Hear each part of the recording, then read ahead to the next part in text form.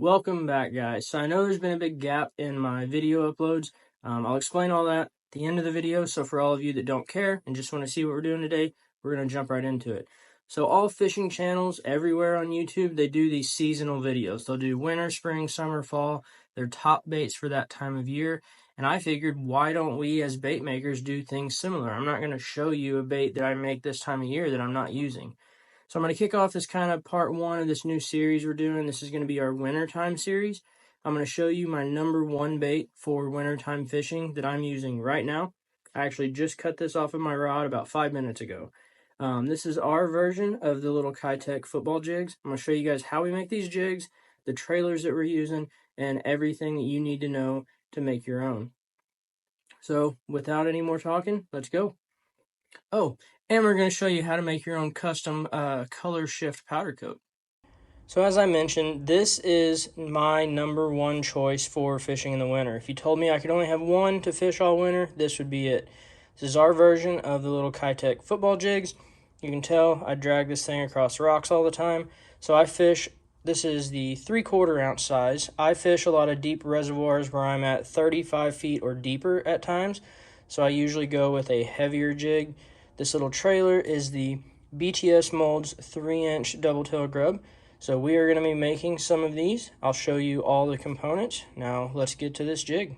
So for the jig, I'm not going to go super in-depth on this because I have a video dedicated to this. I'll link it down below. But this is the model number of this mold. It's the FBW-4-AF. It is a weedless football jig. The 3M tape holds our little base hole pins in place.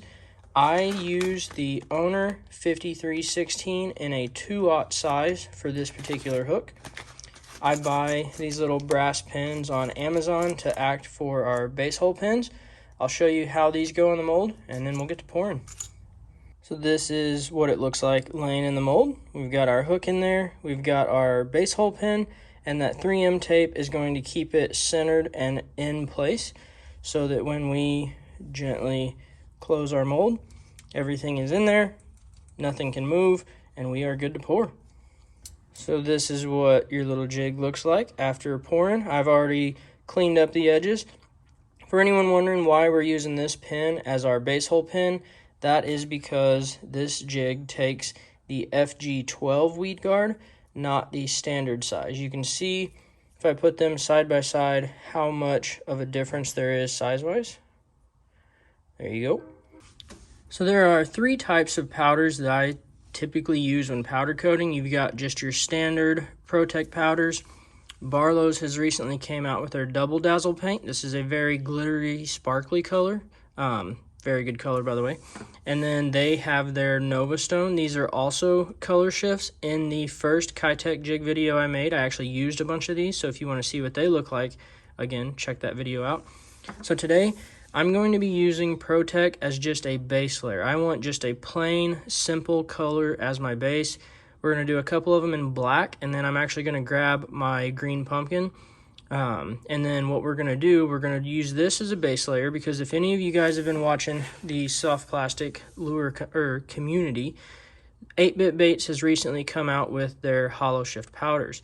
So what we're going to do, everyone uses a couple drops of black in their Plastisol, and then they'll add this to really get that HOLOSHIFT effect. Well, for the black, or the base layer I should say, we're going to use black and then the green pumpkin. And then we're going to mix up our own clear powder with some of this HOLOSHIFT powder, and we're going to dip this over the top of our base layer to give us that super cool HOLOSHIFT effect. And then I will show you guys right now how we're going to mix this up. So what I like to do when I'm mixing new powder coat colors, I do this a lot. I'll take just these are tiny little like red Solo cups basically, and I just cut the top of it off. I'm going to mix, and then you don't have to buy this 1-pound jar. I did just because I use this a lot. You can buy little 2-ounce jars of clear if you want to just test this out. But what I'm going to do is take my little scooper, and I'm just going to scoop a bunch of this clear powder into this little cup. I don't usually count how many scoops I'm using. I use this same little Solo cup for all of my mixing, and I just basically fill it to about 3/4 of the way full. So I'm gonna go ahead and finish filling this up. And then what we're gonna do, we'll set that to the side. So we've got just clear powder coat. We're gonna take this color. This is the Bespin or B-Spin, however you pronounce it. I have not used this one yet, but we're gonna take our lid off of there, and you can see, well, kinda. It doesn't, I know everyone says this, you really can't see the full effect of these color shifts until you see it in person. But we're gonna take, I actually have a 1/32 teaspoon, and we're gonna take 1/32 of this.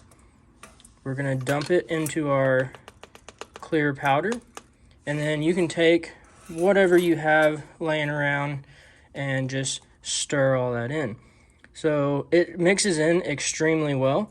I'm not gonna have you guys sit here and watch the whole thing, so I'm gonna continue mixing this in, and then I'll meet you right back. All right, so I've got 2 jigs here. What I'm gonna do is I'm gonna dip both of them in just a standard green pumpkin, and then I'll dip one of them in the HOLOSHIFT overcoat, show you guys a side-by-side comparison so you can really see the difference. I am going to do the HOLOSHIFT on all of them, but I just want to show you guys first what they look like side-by-side. So we're going to get our heat gun going. We're going to dip these in the green pumpkin first, and then we'll dip the head in this little cup. I don't know if I mentioned it. I use this little cup because it is such a small amount. If I'm mixing a custom color and I don't like it, I'm not wasting a lot, because all you need is enough powder to cover the head. You don't have to dip the whole jig in your powder, just the part that's exposed. And then if I like the colors that I get from those, I transfer to these small or larger containers. I'll label it. We are also going to be showing you guys this one. It looks phenomenal on a black base color. But no more talking, let's get to powder coating these and we'll show you what they look like.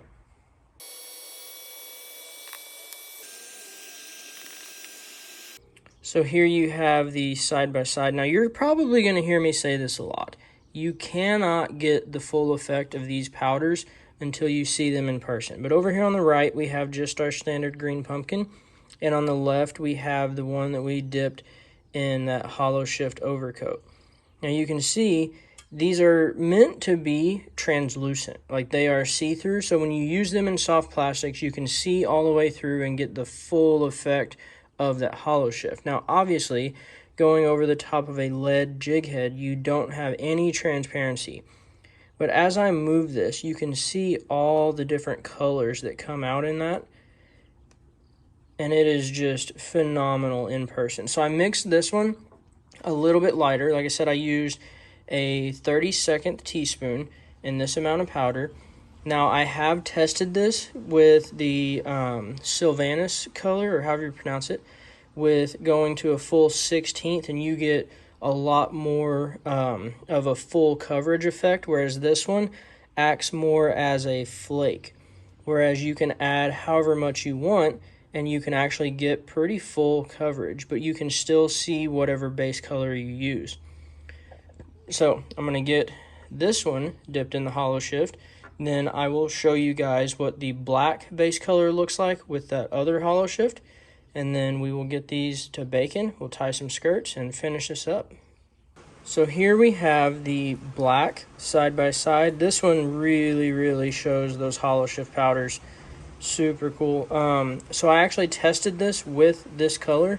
I also tested with a gloss base layer and a matte base layer, and there really wasn't any difference. The matte base layer almost muted the HOLOSHIFT a little bit, so if you're doing this, I do recommend a gloss base layer, but you can see really awesome effect that you get from those.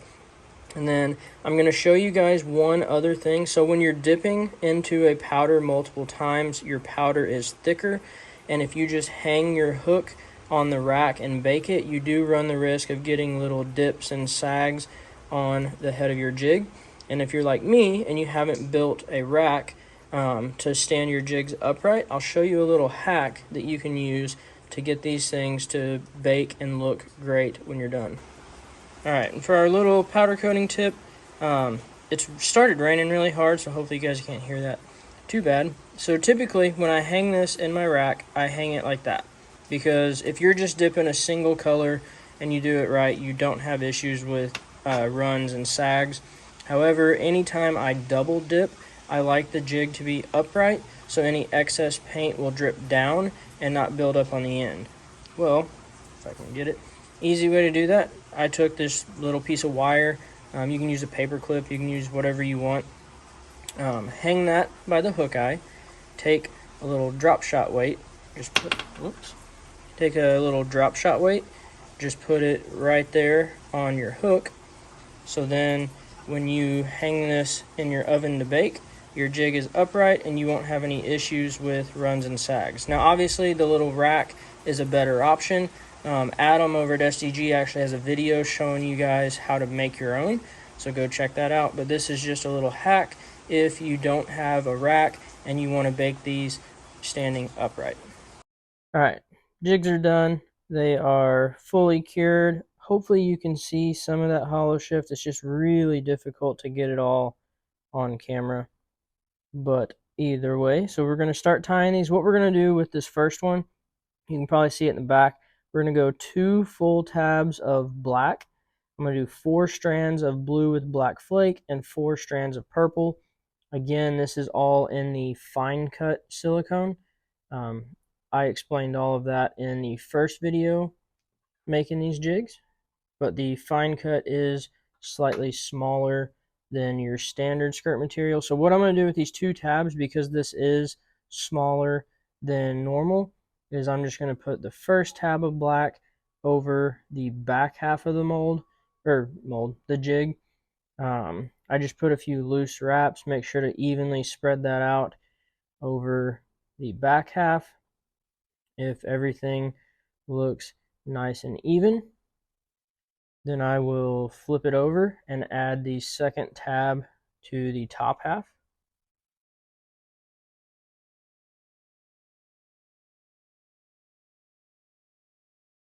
All right, we're looking good there. We got nice even coverage all the way around that. I'm going to start cinching this down just a little bit.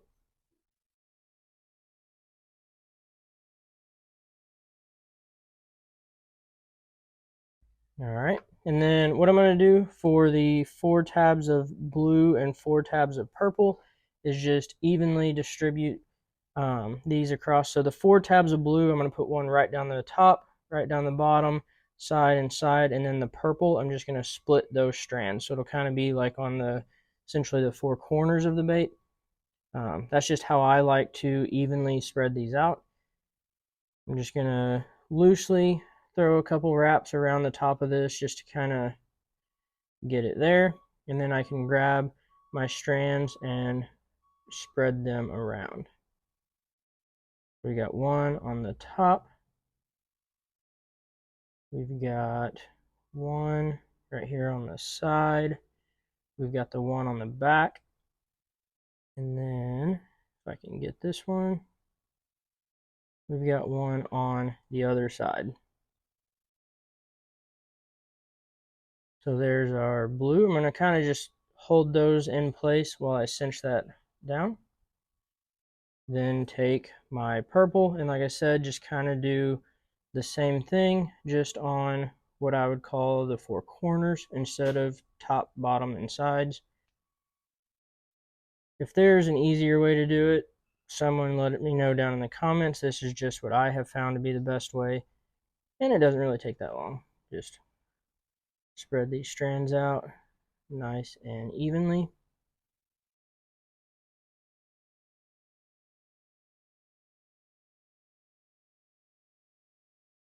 We're looking good right there. Now, I forgot my clip. Let me grab my clip real quick and I'll be back. Once I get to the point where I'm ready to cinch it all down, I'll kind of just throw the back of the tabs over the vise, put a little clip on the front, and then just start cinching it down. This is, I don't think I mentioned, this is the Danville's 210 denier flat wax nylon. But get all that good to go. We are going to tie this off. I'm essentially whip finishing this just with my hands. I do 5 turns with it, I guess you call it. I'll cinch it down and then I'll do 5 more. Pull it down tight. Snip just the thread, not any skirt. Then I will flip it over to where the piece of thread that I cut is on the top. I'll take some of this water-based head cement, put just a dab on those threads.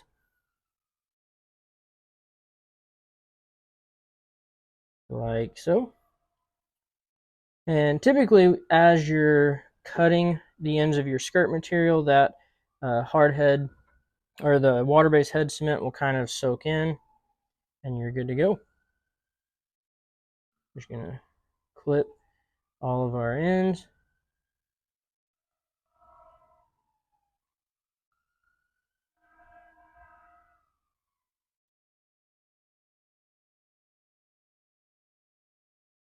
All right, and this one is good. We've still got, oh, missed one. So I'm still going to trim this skirt up at the end, but so far we're looking pretty good. Just gonna take this out of the vise, flip it over so you can see just that little bit of blue and purple. Well, I say you can see, hopefully you can see, will kind of tie into that HOLOSHIFT powder. I'll get this out in the hopefully sunlight. If not, I'll throw it in the light box. So try to get you guys a better view. I'm going to trim the bottom of my skirt and then we'll move on to the rest. All right, for our green pumpkin one, what I'm going to use is 1.5 tabs of just green pumpkin black flake. I'm going to use 1 tab of dark watermelon with black flake. And then instead of using accent colors from skirt, this is actually crystal flash. I'm going to use 2 strands of red and 2 strands of gold to kind of tie into the HOLOSHIFT. I'll put the 2 strands down one side, flip it over, run them down the other side, and I will show you guys how we do that. So again, all right, so we get our base layer started.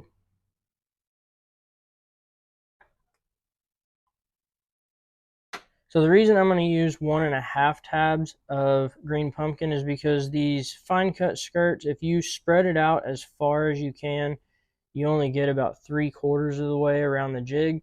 So I use that extra half a tab to basically just get one full layer. I don't want the green pumpkin to be as thick as the black. That's why I'm not using a full 2 tabs of it.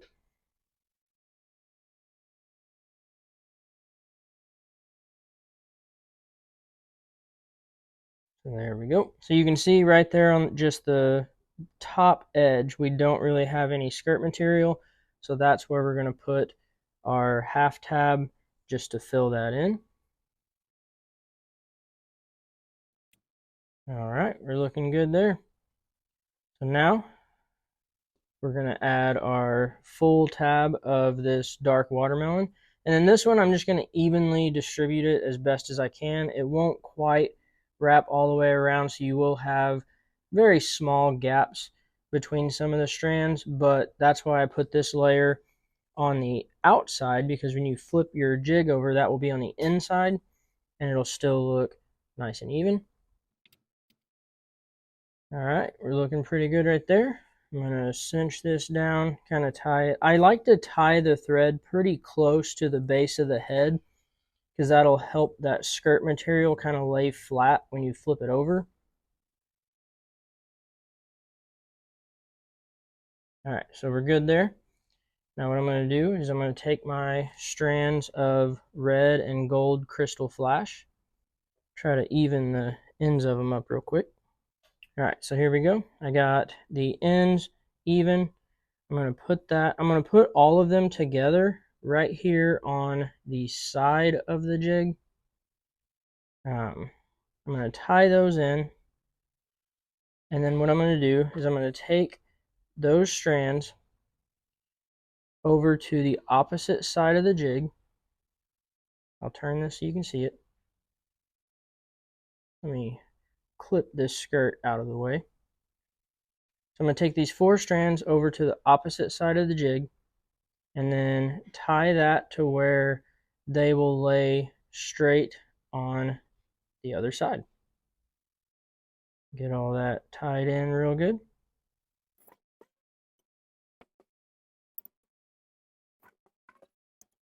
We've got all of our jigs tied up. Last thing we got to do is throw in our weed guard. This is the FG12. It's the smaller size.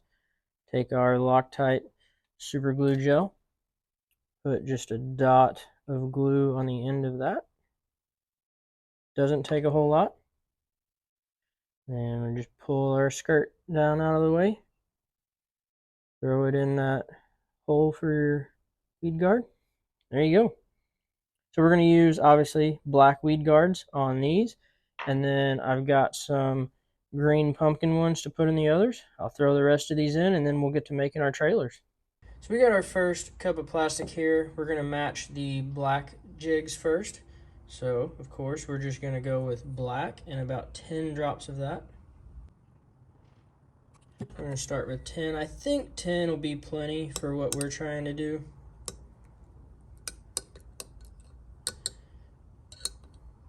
Yeah, that's looking good, because the body of the bait should be pretty dark, and then we will hopefully still get some translucency in those legs.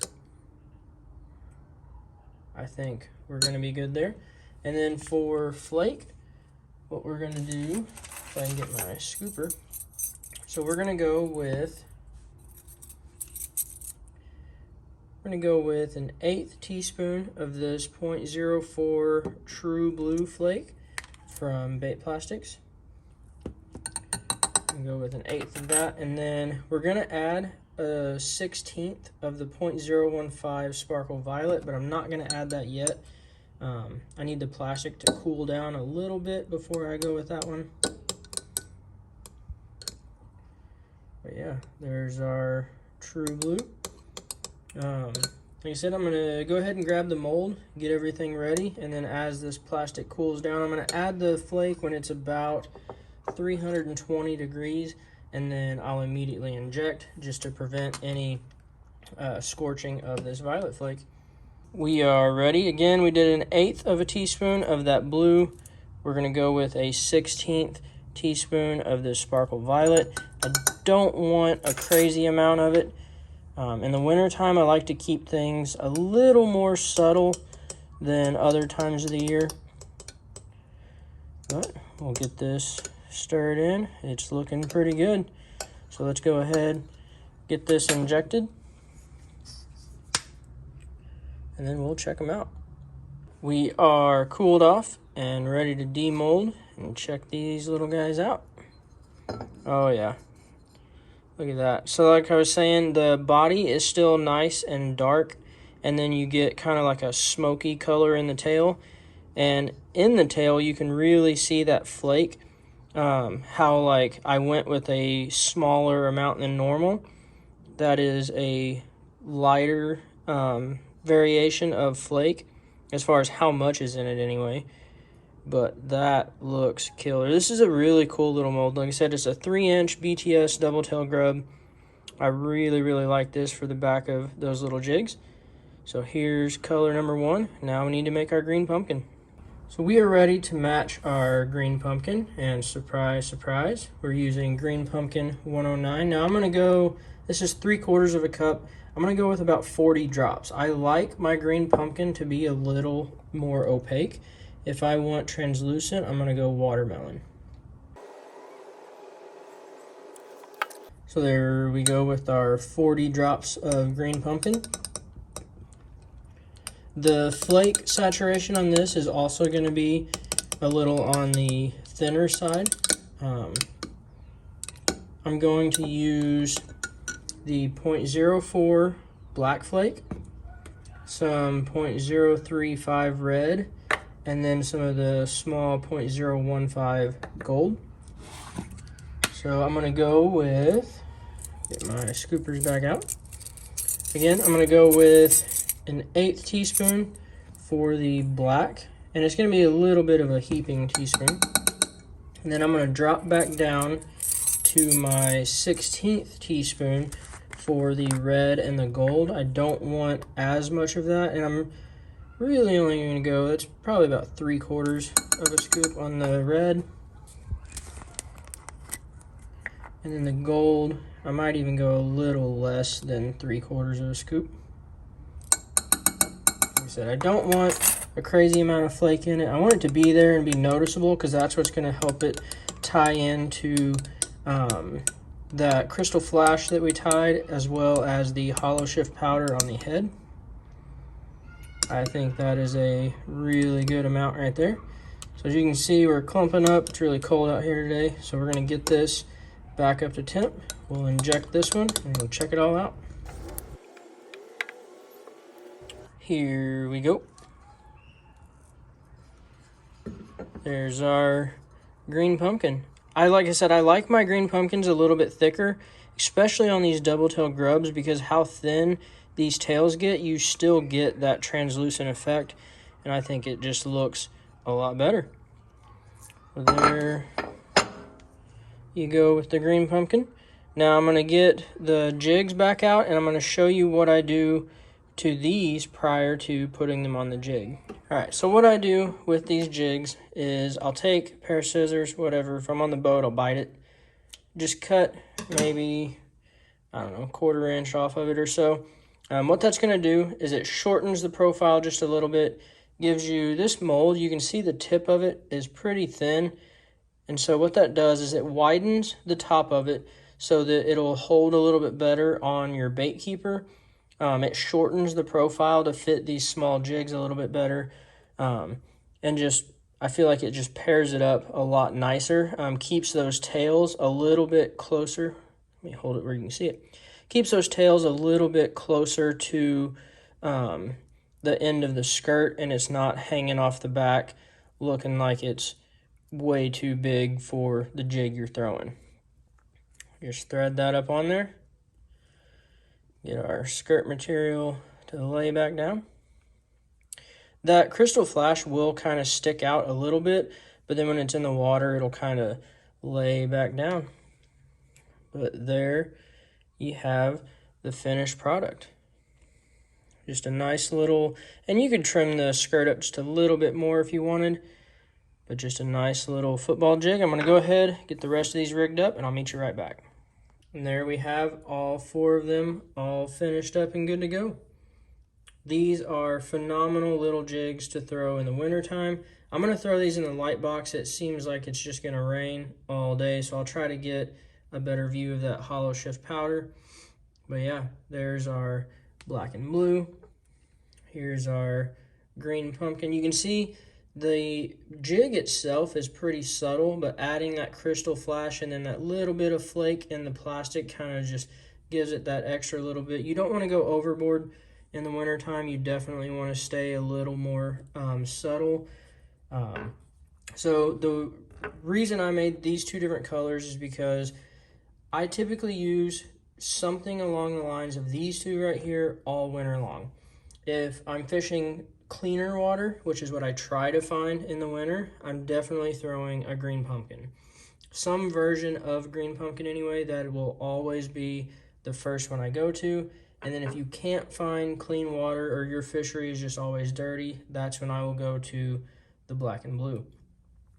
But yeah, let me know what you guys think. Let's throw these in the light box real quick and get a better view.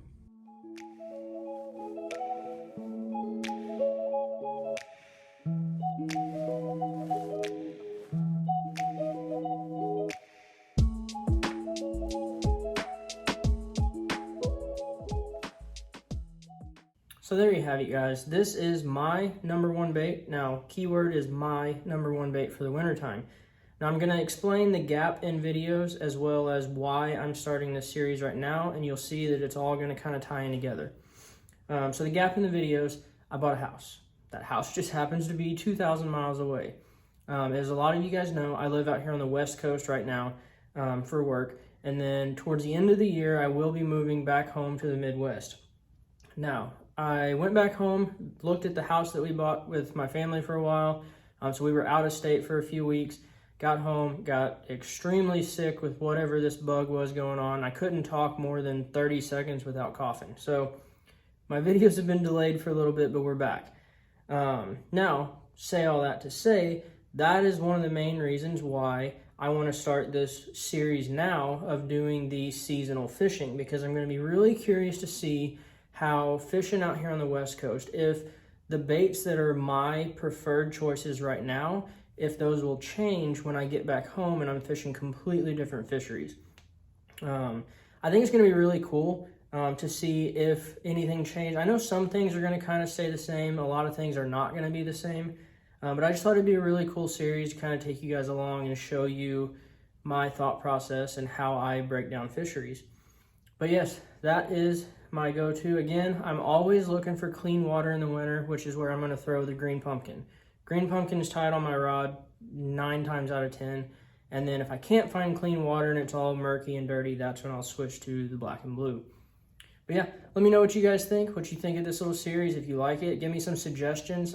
We can even do, if you guys want, give me an idea of where you're fishing, like what type of fishery you're in, water clarity, all that. I know you northern guys, like your lakes freeze over. There's not a lot you can do. I have 0 experience ice fishing, so I'm not even going to touch that. But again, I appreciate all you guys watching, all the continued support. We will be back to a normal upload schedule. I'm actually going to try to upload more frequently, but you know how things go. Again, thank you guys for watching. If you like something in the video, hit that like button, subscribe, and we'll catch you on the next one.